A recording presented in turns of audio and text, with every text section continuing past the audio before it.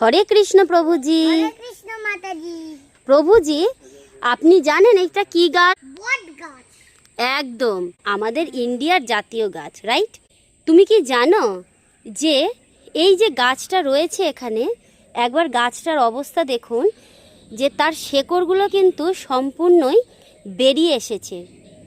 এটা দেখেই বোঝা যায় যে আমরা মানুষেরা যেরকমভাবে টিকে থাকার লড়াই সব সময় আমরা চালিয়ে যাচ্ছি, একটি গাছও কিন্তু ঠিক সেরকম টিকে থাকার লড়াইয়ে সে আজ জয়ী। একবার দেখুন, এই যে বড় গাছটা হয়ে গেছে কিন্তু একদম গঙ্গার পাড়ে। এই যে আপনি দেখতে পাচ্ছেন এখানে গঙ্গা রয়েছে, আর এই যে তার সমস্ত শেকড় দেখুন, প্রায় ওপরের সমস্ত শেকড় কিন্তু তার এইভাবে দেখা যাচ্ছে, ওপরে উঠে আছে।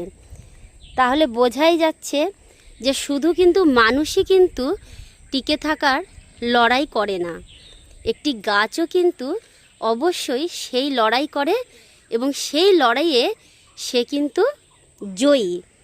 তাই তো প্রভু? হ্যাঁ। হরে কৃষ্ণ প্রভু। হরে কৃষ্ণ। হরি বল মাতাজি। হরি বল প্রভু, হরি বল।